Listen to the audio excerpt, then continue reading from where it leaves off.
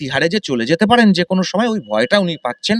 উনি একটা সাংবিধানিক সুরক্ষা কবচের ছুক, ছুক, ছুক, ছুক, ছুক, ছুক করে খোঁজ করছেন। মমতা বন্দ্যোপাধ্যায় মনে করছেন ভবানীপুরে ভুল ফলাফল হয়েছে, বাকি পশ্চিমবঙ্গটা ঠিক আছে। আমরা দেখলাম যে আগে ভোট পরবর্তী অশান্তি নিয়ে মমতা বন্দ্যোপাধ্যায় হাইকোর্টে হাজির হয়েছিল, দেখা গেল আজকেও তিনি হাইকোর্টে গেলেন।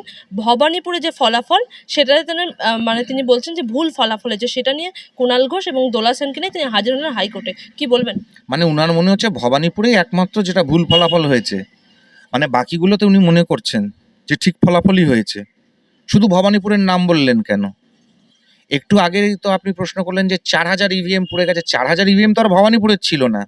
তার মানে মমতা বন্দ্যোপাধ্যায় মনে করছেন ভবানীপুরে ভুল ফলাফল হয়েছে, বাকি পশ্চিমবঙ্গটা ঠিক আছে।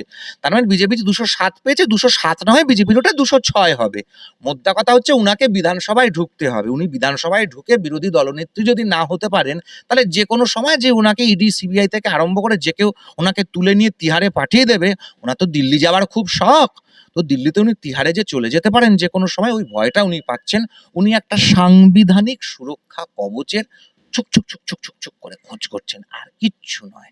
বাকিটা পুরোটাই মমতা ব্যানার্জির ওই গোপালনগরের মনে ফাঁসি লাগানোর নাটক, তার বেশি আর নয়। বাকিটা হচ্ছে পুরোটা হচ্ছে ওই মমতা বন্দ্যোপাধ্যায়, অভিষেক ব্যানার্জির আমি ফাঁসিতে ঝুলে যাব, অর্জুন সিং 19-এ জিতে গেলে পরে ব্যারাকপুরে আমি রাজনীতি ছেড়ে দেবো, এইগুলোর হচ্ছে নাটক।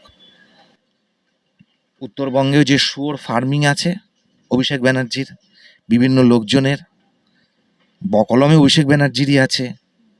উত্তরবঙ্গে চলে যান, কোচবিহারের ওখানে জানতে পেরে যাবেন ওই অত বড় বড় পিগ ফার্মিং এর যে জায়গাগুলো আছে, ওগুলো না হাতছাড়া হয়ে যায়। ব্যবসায়ী যেগুলো আছে, ওই ভয় করতে চাইছে হয়তো।